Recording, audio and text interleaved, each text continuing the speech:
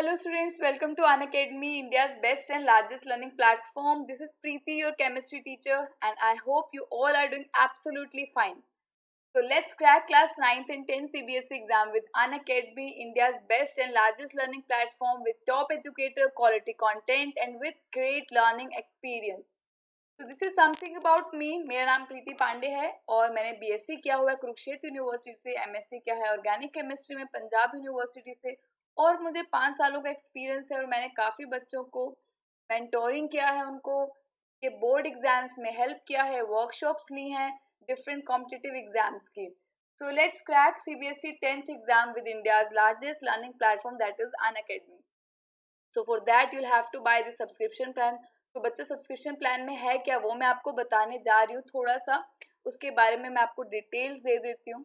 Subscription plan बच्चों, अब देखो 6 महीने बचे हैं आपके एग्जाम्स में और आप लोगों की तैयारी, आपको पता है लॉकडाउन में बच्चों की काफ़ी तैयारी रह गई है. सो अगर आप चाहते हैं डिटेल में स्टडी करना तो वो मैं आपको बताऊंगी. और आपका जो भी टाइम है, जैसे 11th-12th का भी हमारे पास प्लान है, 10th 11th 12th का वो आप कर सकते हैं, देख सकते हैं. और 6 मंथ की जो बच्चों की 10th का रह गया वो भी देख सकते हैं और 11th-12th का जिनका रहता है वो भी प्लान ले सकते हैं. So what you will get बच्चों, you will get daily live classes, structure course, live test और क्विज होगा और अनलिमिटेड एक्सेस मिलेगा आपको. सो ये लाइव क्लास होगा. Prepare with top educators, comprehensive syllabus है, ये 10th के लिए है. You have to download this Unacademy learning app. और आप देखो जिनका 10th का आज मैं आपको करवाने जा रही हूँ कंपार्टमेंट का पिछले साल का यानी 2019 का पेपर और 2020 का. आपको पता है अभी 23 सितंबर से स्टार्ट हो रहा है और 23 सितंबर आने में बहुत ही कम दिन बचे हैं, लाइक 4 to 5 डेज बचे हैं. और आप जल्दी से तैयारी, जो भी आपकी तैयारी आई एम श्योर हो चुकी होगी. अब आपको 5 दिन क्या करना है, कुछ भी नया नहीं पढ़ना, आपको सिर्फ एग्जाम्स के जो पेपर्स हैं, प्रीवियस ईयर पेपर हैं, वो सॉल्व करने हैं और उसको सॉल्व करने में मैं आपकी हेल्प करूंगी. तो मैं सिर्फ केमिस्ट्री ही नहीं, मैं आपको फिजिक्स और बायो के भी सॉल्व करके दूंगी, पेपर अच्छे से समझाऊंगी और लिखने का तरीका भी बताऊंगी. इसके अलावा आज तो मैं आपको केमिस्ट्री का पेपर सॉल्व करूंगी केमिस्ट्री के लिए और कल हम करेंगे फिजिक्स और बायो का पेपर सॉल्व. शाम को हम दूसरी ईयर का पेपर सॉल्व करेंगे. तो स्टे ट्यून और लास्ट तक देखना क्योंकि पिछले साल से बहुत क्वेश्चंस आते हैं. एटलीस्ट टॉपिक तो रिपीट होता ही होता है. तो अगर आप चाहते हैं 11th-12th का भी अनअकैडमी के थ्रू प्रिपेयर करना तो देर मत कीजिए क्योंकि अनअकैडमी एक बहुत अच्छा प्लेटफॉर्म है. यहाँ पे डिफरेंट टाइप के एजुकेटर्स होते हैं, आप किसी से भी क्लास ले सकते हैं. 12 मंथ्स का, 24 मंथ्स का, 36 मंथ्स का. तो आप 6 मंथ्स का भी लेके ट्राई कर सकते हैं, बट आई रिकमेंड कि आप 12 मंथ का, 24 और 36 मंथ का लें. जिसमें आपको 1125 रुपीज़ में सिर्फ आपको 11th-12th में जो भी आप स्ट्रीम लेना चाहते हैं, साइंस की, फिजिक्स, केमिस्ट्री, बायो, वो सब मिलेगा आपको मात्र 1125 रुपीज़ में. तो आपको क्या करना है बच्चों, अगर आपको मेरा जो पढ़ाने का तरीका है वो अच्छा लगा और मेरा एज एन एजुकेटर मैं अच्छी लगती हूँ आपको, तो आपको मेरा कोड यूज़ करना होगा. मेरा कोड है प्रीति PREETI. So support me and use my code if you are planning to buy subscription plan, that is Preeti. Don't forget to use my code PREETI Preeti. इससे आपको 10% का फ्लैट डिस्काउंट मिलेगा in the subscription plan. So this is our Telegram app, Telegram channel है हमारा quest 10 CBSE. इस पे आप please जल्दी से सर्च कर सकते हैं. सर्च ऑप्शन में जाके आप let's crack CBSE 9th and 10th search करेंगे तो आपको मिल जाएगा. अगर आप 11th-12th का देख रहे हैं तो आपको वो भी मिल जाएगा. 11th-12th के अपने अलग चैनल्स हैं, उस पर भी आप ज्वाइन कर सकते हैं. तो कोड है हमारा ये, मैं आपको प्रीवियस ईयर का पेपर एक दे रही हूँ. सेट 1 है, 31 1/1 कोड है. साइंस का पेपर है, मैंने एज इट इज उसका स्क्रीनशॉट लेके यहाँ पे पेस्ट किया है सो दैट आपको पता चल जाए कि यस ये 2019 का पेपर है. टाइम मिलेगा आपको 3 आवर्स का बच्चों और मैक्सिमम अंक मिलेंगे आपको 80 मार्क्स.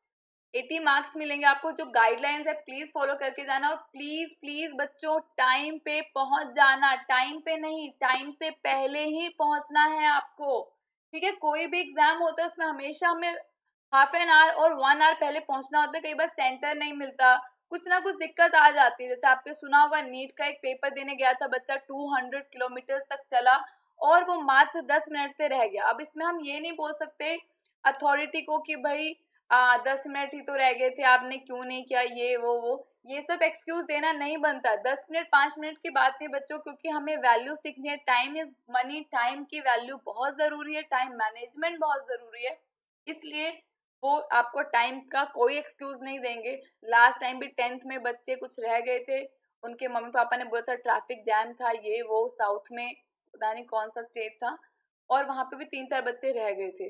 सो प्लीज आप लोग इस बार जो भी बच्चे टाइम की वजह से रहे हैं, सो प्लीज आपको तो सीख मिल गई होगी, और ये पेपर सॉल्व करें और अच्छे से और जज्बे के साथ आप ये एग्जाम क्रैक करें विद अनअकैडमी। अनअकैडमी आपकी हेल्प करेगा एग्जाम क्रैक करने में, और आपके बहुत ही अच्छे मार्क्स आएंगे, एक्सपेक्टेशन से भी ज्यादा आने चाहिए आपके मार्क्स। यही मेरी आप लोगों के लिए दुआ है। और अगर आपको ये लेक्चर पसंद आया तो मुझे मत भूलना लाइक और शेयर सब्सक्राइब जरूर करना। अगर आपको नहीं ये लेक्चर आपके लिए नहीं है तो किसी ना किसी के लिए होगा, उसको भी शेयर कर देना ताकि उसकी हेल्प हो जाए। और मुझे कमेंट करके बताना आपको क्या समझ में नहीं आया, या फिर आपके कंपार्टमेंट के एग्जाम के लिए और आपको क्या चाहिए, क्या स्टडी मटेरियल चाहिए, मैं जरूर प्रोवाइड कराने की कोशिश करूंगी। तो let's start, let's crack it. Crack करते हैं हम अपना कंपार्टमेंट का एग्जाम ऑन अनअकैडमी। तो मैं इस अभी आपको सिर्फ केमिस्ट्री के क्वेश्चंस को सॉल्व करके दिखाऊंगी। एक मैंने स्लाइड बनाई है जिसमें मैं क्वेश्चंस है और मैं एक्सप्लेन कर रही हूँ, दूसरी स्लाइड है आपका रिटर्न पार्ट, क्योंकि रिटर्न पार्ट बहुत जरूरी है। कैसे लिखना है, कितना लिखना है, वो बहुत जरूरी है, तो वो मैं आपको बताऊंगी। एक और चीज बच्चों, अगर आपको लगता है कि आपका पेपर छूट जाता है because of time, so what you can do बच्चों, आप क्या कर सकते हैं, आप पीछे से स्टार्ट करें। लाइक सेक्शन डी कितने मार्क्स का होता है, section D is of 5 marks, तो आप सेक्शन डी से स्टार्ट करें, ठीक है, ना कि ए से। चलो क्वेश्चंस करते हैं हम। फर्स्ट हमारा केमिस्ट्री में सेक्शन बी है, ये 2 मार्क्स का क्वेश्चन है, तो ध्यान रखना है हमें। तो क्वेश्चन नंबर 3 है, a metal compound X reacts with dilute hydrochloric acid to produce brisk effervescence. एक मेटल कंपाउंड है, कुछ कंपाउंड है, वो मेटल क्या है, एक्स। ये आपका क्वेश्चन कुछ एनसीईआरटी जैसा ही है। डाइल्यूट HCl के साथ वो रिएक्ट करता है और ब्रिस्क एफरवेसेंस देता है। अगर मैं आपने मेरी पुरानी लेक्चर्स देखे हो बच्चों, तो आपको पता होगा कि मैंने बता रखा है brisk effervescence is one of the characteristic of CO2 gas. याद है क्या आप लोगों को, CO2 गैस का ये एक कैरेक्टरिस्टिक है ब्रिस्क एफरवेसेंस निकलना।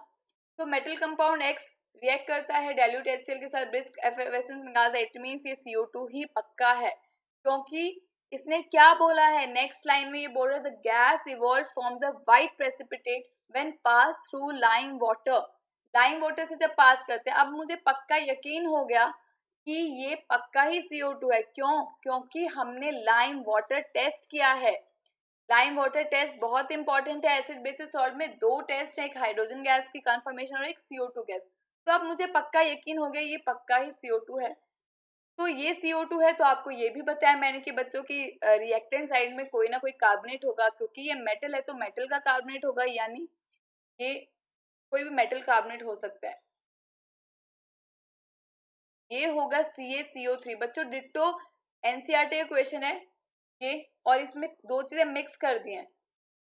अब व्हाइट प्रेसिपिटेट बन रहा है, वो लाइम वाटर के साथ जाता है, तो लाइम वाटर क्या है, कैल्शियम हाइड्रोक्साइड, उसके साथ जाता है तो क्या बना देता है, व्हाइट प्रेसिपिटेट, किसका, CaCO3 का।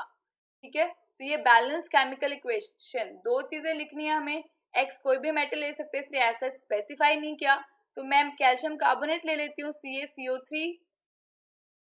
एक मिनट,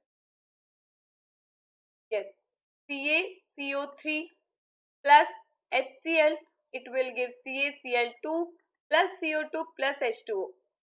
और दूसरा क्या है, लाइम वाटर टेस्ट करके दिखाना है। So when we pass lime water that is calcium hydroxide in CO2, it turns milky due to the formation of calcium carbonate, and when we pass CO2 in excess, this white precipitate disappear or become soluble due to formation of CaHCO3 whole twice.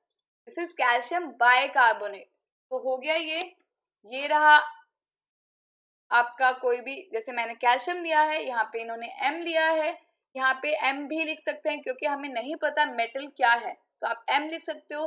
MCO3 plus MCl, ये बन जाएगा MCl2 plus H2O plus CO2। Brisk effervescence का मतलब यही होगा। फिर हो गया ये, यहाँ तक भी आपको मार्क्स मिल जाएंगे।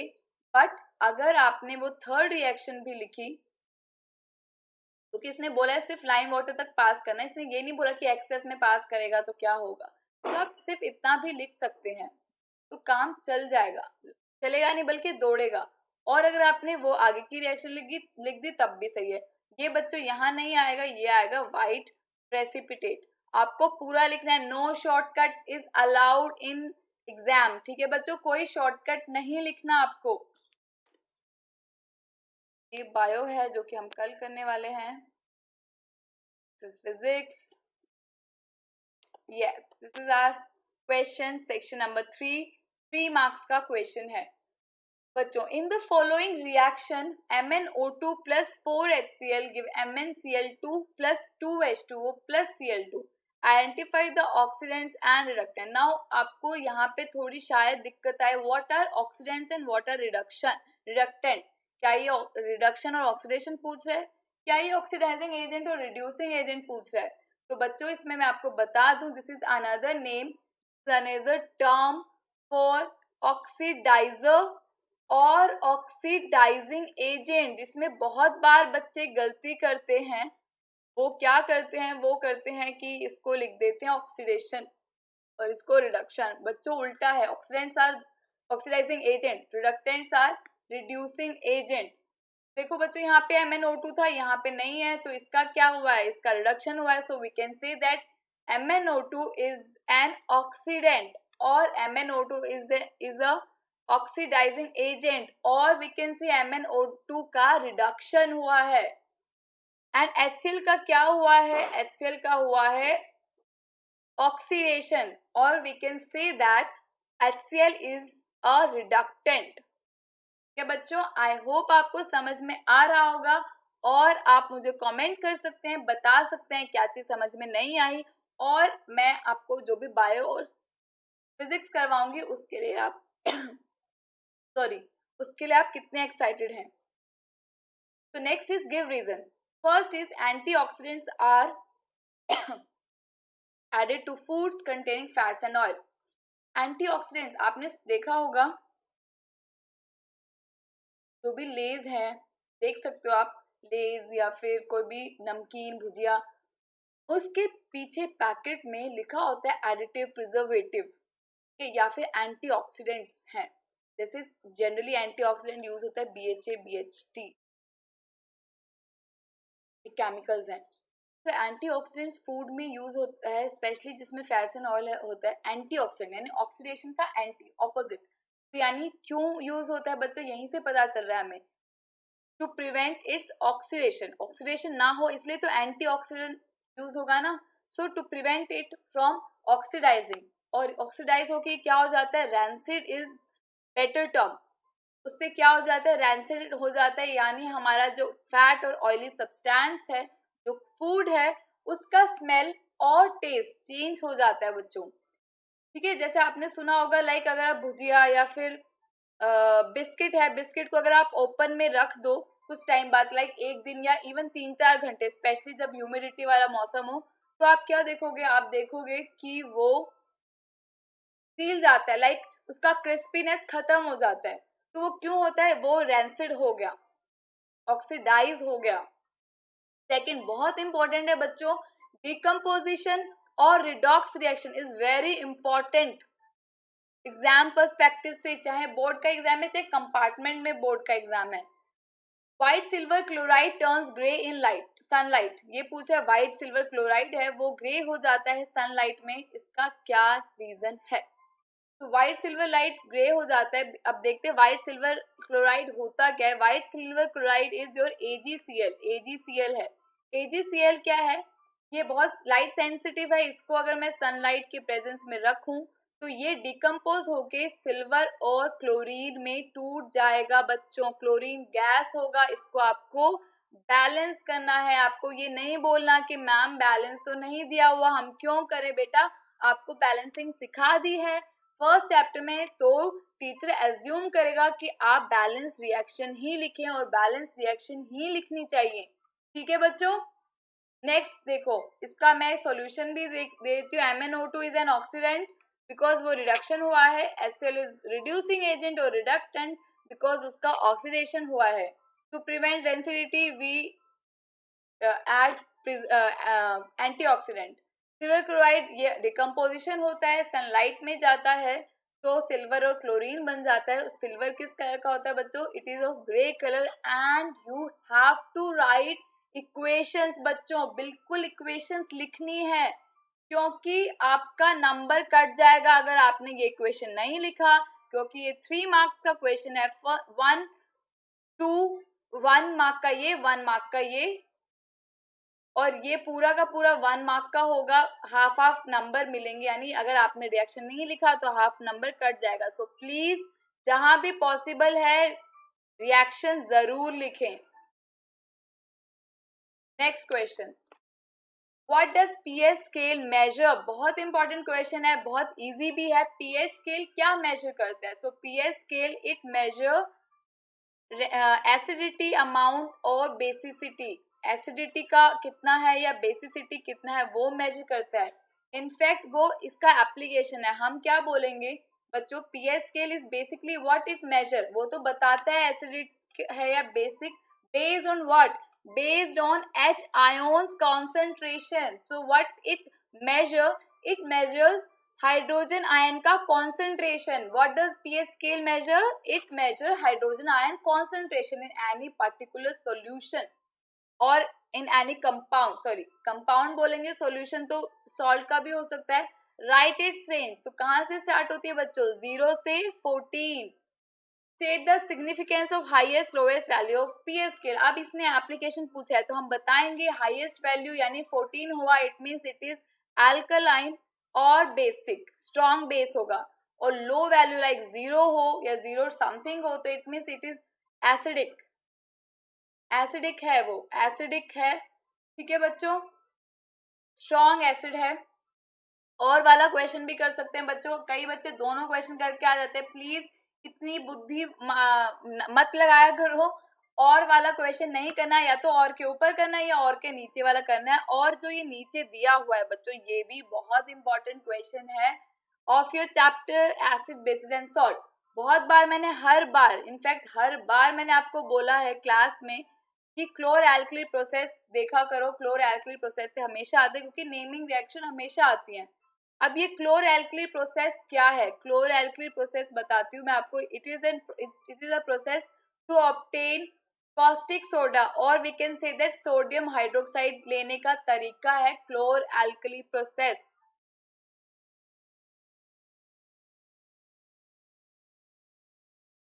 तो क्लोर एल्कली प्रोसेस में बच्चों क्या होगा?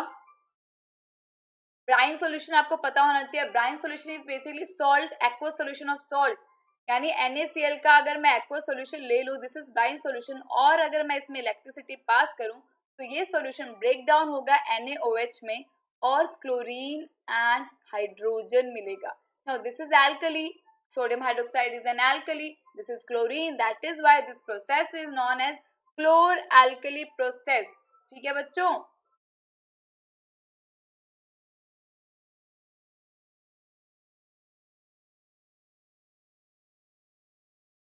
हाँ, अब इसको बैलेंस करना है, बैलेंस करना जरूरी है, तो बैलेंस कर लीजिएगा आप।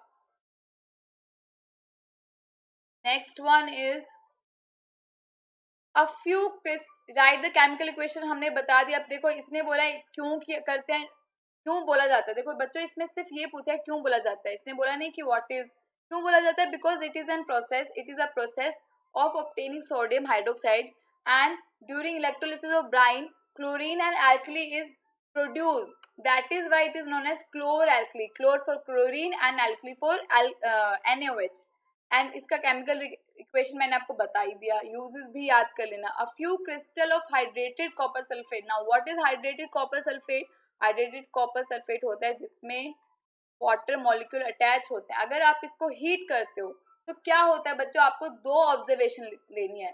तो अगर मैं इसको हीट करती हूँ तो मैं क्या देखती हूँ कि जो टेस्ट ट्यूब है टेस्ट ट्यूब के जो वॉल्स हैं उस पे वाटर ड्रॉपलेट्स आ जाती हैं। और दूसरा ऑब्जर्वेशन क्या है, ये जो होता है हाइड्रेटेड वो ब्लू कलर का होता है, बट जब ये हीट करते हैं तो ये वाइट में चेंज हो जाता है। बिकॉज क्यों होता है बच्चों, क्योंकि ये 5 मोल्स जो हैं वाटर के वो लूज हो जाते हैं, गुम हो जाते हैं। ठीक है, तो पीएच स्केल हाइड्रोजन आयन का कॉन्सेंट्रेशन मेजर करता है, 0 से 14 होता है इसका रेंज। हाईएस्ट वैल्यू मतलब बहुत ही एल्कलाइन, लोएस्ट वैल्यू है यानी बहुत ही ज्यादा स्ट्रॉन्ग एसिडिक सॉल्यूशन। और का है क्लोर बोलता है क्लोरीन के लिए, एल्कली बोलते हैं सोडियम हाइड्रोक्साइड के लिए, एंड दिस इज रिएक्शन 2 2 2 आएगा आपका बैलेंसिंग में। ऑब्जर्वेशन होगा वाटर ड्रॉपलेट आ जाता है और कलर चेंज होता है from blue to white. And इसका क्वेश्चन भी आ सकता है, what is this process known as. So इस प्रोसेस को हम बोलते हैं वाटर ऑफ क्रिस्टलाइजेशन।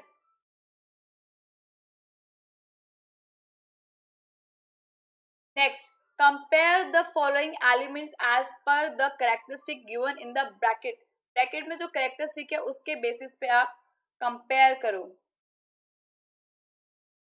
तो lithium and nitrogen, so lithium तो यहाँ आता है, नाइट्रोजन यहाँ आता है, and we know that on moving from left to right atomic radii क्या होता है बच्चों, डिक्रीज हो जाता है। सो ऑब्वियसली लिथियम का ज्यादा होगा radii as compare to nitrogen. इसका रीजन मैंने आपको बता दिया है। Potassium and chlorine, so potassium is on left side and chlorine is on right side, it is non-metal and potassium is metal. So we know that tendency to gain electron is better, किसका better होता है, वो non metal का better होता है। ये electron gain जल्दी करेगा और इलेक्ट्रोनेगेटिव हो जाएगा एज कंपेयर टू दिस। इसको तो बहुत एनर्जी लगेगी, ये हो ही नहीं सकता। It is electro, that is why it is electro positive. So obviously इसका इलेक्ट्रोनेगेटिविटी ज्यादा होगा, रीजन मैंने आपको बता दिया है। मैग्नीशियम एंड कैल्शियम का वैलेंसी, सो मैग्नीशियम का एटॉमिक नंबर होता है 282, कैल्शियम का एटॉमिक नंबर होता है 2882। Sorry, electronic configuration, atomic number is 20, इसका मैग्नीशियम का होता है 12। तो इसमें भी 2 है, इसमें भी 2 है, तो आपको पता है वैलेंसी कैसे निकालते हैं, आउटरमोस्ट शेल के इलेक्ट्रॉन्स देके। अगर 2 है तो 2 ही रहेगा, 1 2 3 सेम रहता है बच्चों, और 5 to 8 क्या होगा, 8 में से माइनस कर देंगे, तो इनका वैलेंसी जो है सेम रहेगा। रीजन आपको बता दिया है। इंक्रीज होता है क्योंकि न्यूक्लियर चार्ज इंक्रीज होता है, वो पुल कर लेता है, ये लिखना है आपको रीजन। क्लोरीन बहुत ज्यादा इलेक्ट्रोनेगेटिव है क्योंकि क्लोरीन का स्मॉल साइज है और it has tendency to pull bonded electron अपने तरफ का उसका टेंडेंसी है। मैग्नीशियम एंड कैल्शियम का सेम वैलेंसी है, क्यों, क्योंकि उनका वैलेंस इलेक्ट्रॉन है वो दोनों का सेम है, दैट इज 2। बायो है, ये कल करवाऊंगी मैं आपको लिस्ट, ये भी कल होगा। Bio bio bio bio, this is physics, ये करवाएंगे कल। Justify, this is also physics, ये भी फिजिक्स है। फिजिक्स फिजिक्स फिजिक्स फिजिक्स, एक second, yes it's also physics का क्वेश्चन।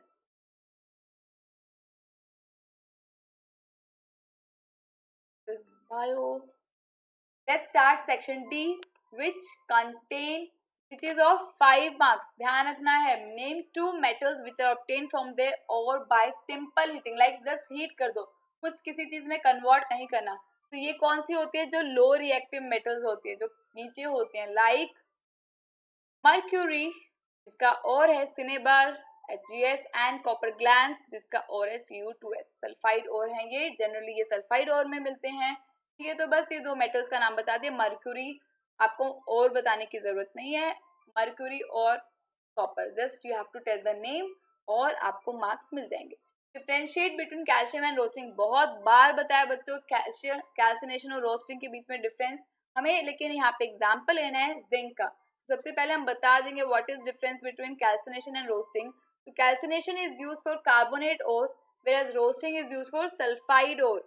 कैल्सिनेशन में CO2 रिलीज होता है प्रोडक्ट में, एंड रोस्टिंग में रिलीज होता है SO2। अब मैं एग्जांपल लेती हूँ जिंक का। सो कैल्सिनेशन के लिए मैं लूंगी एग्जांपल कैलेमाइन का, दैट इज जिंक कार्बोनेट। अगर मैं इसको हीट करती हूँ, हाँ यहाँ पे सबसे इंपॉर्टेंट है that calcination is done in the absence of oxygen and roasting is done in the presence of oxygen. तो मैं हीट करूंगी विदाउट ऑक्सीजन का प्रेजेंस और ये टूट जाएगा zinc oxide and carbon dioxide. Similarly अगर मैं जिंक ग्लैंस लेती हूँ, जिंक ब्लेंड लेती हूँ ZnS, बच्चों अगर कोई पूछना चाहता है कि मैम क्या इसके नाम याद करने जरूरी है, तो बच्चे बिल्कुल जरूरी है, नाम याद करना है आपको। ZnS आएगा जिंक O2 की प्रेजेंस में, तो ये हो जाएगा zinc oxide and SO2 is released.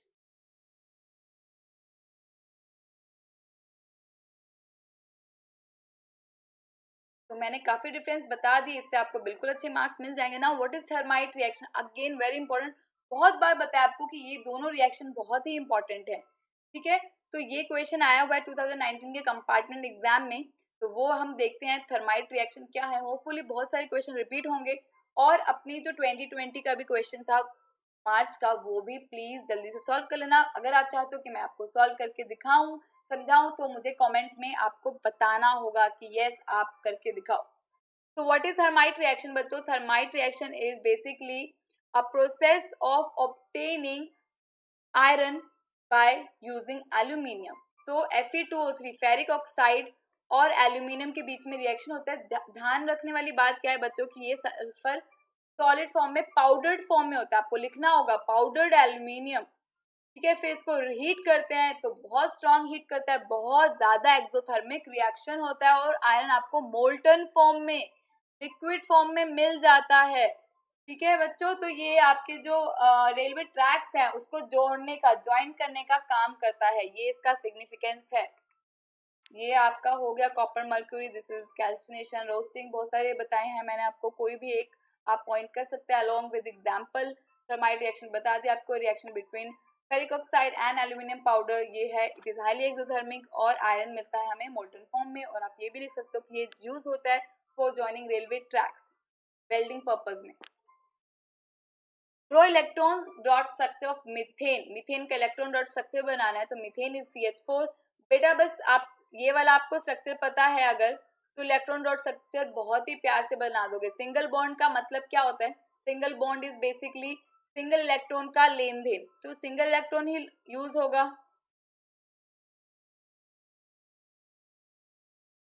Single electron use होगा ना, तो कार्बन के पास कितने आटोमोस्ट शेल में? 4 इलेक्ट्रॉन्स, एंड हाइड्रोजन के पास, हमारे कुल्लू मुल्लू हाइड्रोजन के पास है सिर्फ 1 इलेक्ट्रॉन, तो हम इसको 1 इलेक्ट्रॉन इससे रिप्रेजेंट करेंगे, बट ये 4 हैं तो हम 4 रिप्रेजेंट कर देंगे। अब हाइड्रोजन को 2 इलेक्ट्रॉन की जरूरत है, तो ये इससे जल्दी से ले लेगा कि भाई मुझे दे दे, कार्बन मुझे बहुत जरूरत है, मुझे स्टेबल होना है, ये लो भाई दे दिया। अब कार्बन पूछेगा भाई मुझे भी तो कुछ मिलना चाहिए बदले में, तो कहेगा चल ठीक है तू मेरे भी ले ले। मैंने चारों ने 4 लिए हैं, तो ये चारों से एक एक करके ले लेगा, और इसको तो 4 इलेक्ट्रॉन्स की जरूरत थी, तो ये इसका ऑक्टेट कंप्लीट हो जाएगा, इसका डुप्लेट कंप्लीट हो जाएगा, और ये स्टेबल हो जाएगा। Next question is identify functional group. ये भी बहुत बार आपको बता रखा है कि फंक्शनल ग्रुप आइडेंटिफाई करने को भी आते थे क्वेश्चन, इस बार तो आई थिंक नहीं आएंगे। नॉमेनक्लेचर रिएक्शंस तो काफी हटा दी हैं इसमें से। तो ये क्या है बच्चों? लेट अस सी। C2H6 को देखते हैं, C एक H एक H एक H एक H 1 2 3 4 5 एक O। अब हमारे पास O वाला कितना है? एक तो CHO है, एक OH है, और एक क्या है बच्चों हमारे पास? COOH। तो डबल O तो किसी में भी नहीं है, तो ये तो कार्बोक्सिलिक एसिड तो नहीं हो सकता। लेट अस चेक कि क्या ये एल्डिहाइड है। एल्डिहाइड का सेकंड क्या होगा? इथेनल। तो इथेनल कैसा लगेगा, दिखेगा? मिथेनल इज योर, हाँ इथेनल कैसा होगा? CHO, single bond O, single bond H, 1 2 3, इसके साथ बॉन्ड 1 2 3 4, तो हो गया। ये तो 6 है, ये तो नहीं हो सकता। अब OH करके देखते हैं, 1 2 OH 1 2 3 4 5, ये लग रहा है 3 4 5 6, 2 ये और एक ऑक्सीजन, तो this is definitely alcohol group. Alcohol group है ये। C2H4, CCH4 वाला देखते हैं। अगर मैं इसको एल्डिहाइड लिखूं तो 1 2 3, यस यस यस, 1 2 3 4 और एक O, तो ये क्या है? Aldehyde group. तो फंक्शनल ग्रुप बताने थे बस हमें, तो पहले में अल्कोहल है और दूसरे में क्या है, aldehyde. A mixture of oxygen and ethyne, very important question और एनसीईआरटी का भी है ये, कि ऑक्सीजन और इथाइन को अगर हम बर्न करते हैं बच्चों तो क्या होता है, ऑक्सीजन के प्रेजेंस में बर्न करते हैं वेल्डिंग के लिए। और क्यों लगता है आपको बेटा ये होगा C2H2, तो क्यों लगता है आपको कि एयर नहीं है, एयर में भी तो ऑक्सीजन है, तो एयर में बर्न करो, हम नॉर्मल भी तो बर्निंग जो है एयर में ही करते हैं। तो ऐसा इसलिए होता है बच्चों क्योंकि थोड़ा कम रिएक्टिव है, और जब एयर में करते हैं तो ये पूरा का पूरा ऑक्सीजन नहीं ले पाता, तो आप इसको पूरा का पूरा ऑक्सीजन, बहुत हाई ज्यादा अमाउंट में ऑक्सीजन गैस चाहिए बर्न होने के लिए, फुली बर्न होने के लिए, that is why we use oxygen instead of air. Next carbons compound से ही है, डिटर्जेंट वाले भी इसमें होंगे। Carry out the reaction, ethanoic acid से इथेनॉल बनता है, वो ऑक्सीडेशन है। इथेन थीन से बनता है, वो एडिशन है, एडिशन रिएक्शन, और we can say hydrogenation. Ester from ethanoic, again very important reaction, this is esterification reaction. अभी बताती हूँ वो कैसे करना है आपको, एनसीईआरटी का नेम हमने बता दिया है, और हमें कैरी आउट करना है reaction. Why detergent are preferred over soap, give reason, अभी बताती हूँ इन सब का, पहले ये देख लेते हैं। This is electron dot structure, आपकी एनसीईआरटी में है, और जहां तक मुझे याद है आपकी एनसीईआरटी के क्वेश्चन का भी पार्ट है ये बिल्कुल सही है। हमारा इनकम्प्लीट कंबशन होता है, सूटी फ्लेम देता है, इसलिए हमें उसका प्रॉपर ऑक्सीजन चाहिए। तो वो पहला क्वेश्चन था इथेनॉल से इथेनोइक, सो ये लिखना जरूरी है बच्चों की this is ethanol and this is ethanoic acid, ये लिखना जरूरी है। इन द प्रेजेंस ऑफ, कभी भी कोई भी ऑर्गेनिक रिएक्शन बिना रिएजेंट्स के नहीं चलती या कैटलिस्ट के नहीं चलती, तो या तो आप एल्कलाइन KMnO4 लिखें या फिर acidified potassium dichromate. This is ethene, sorry ethyne, ethyne है या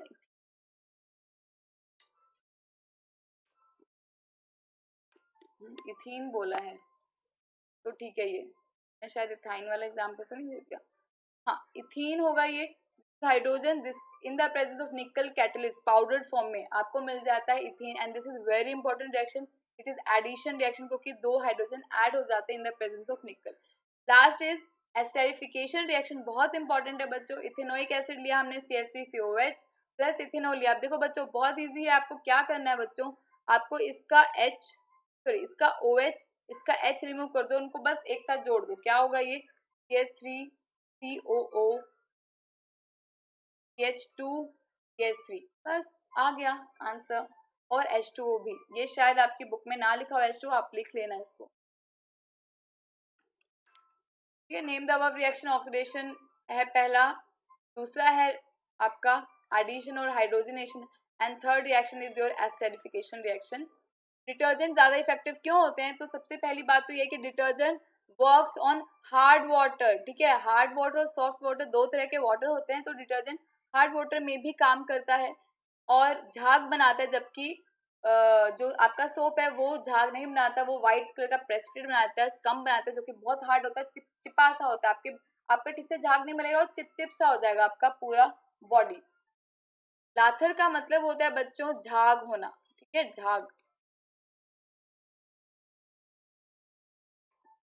ये तो बायो का है, bio bio bio bio bio 5 marks का क्वेश्चन था केमिस्ट्री का। उसके बाद हमारे बायो के क्वेश्चन है और कुछ हमारे होंगे फिजिक्स के क्वेश्चन।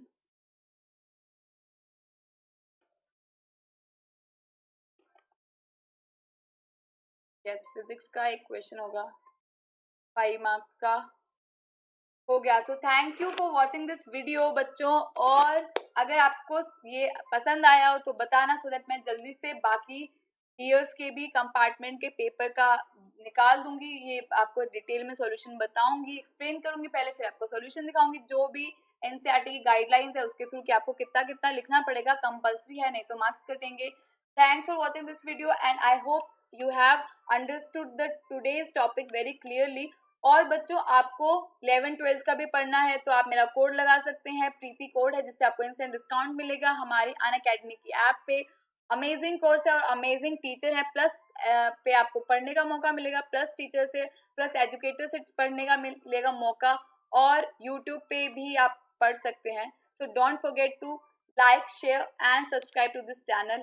और अगर आप नए हैं तो और मुझे सपोर्ट करें और कमेंट करें कि आपको सीरीज ये जो क्वेश्चन था जो मैंने समझाया है वो कैसा लगा. Thank you for watching. Have a good day. Bye bye.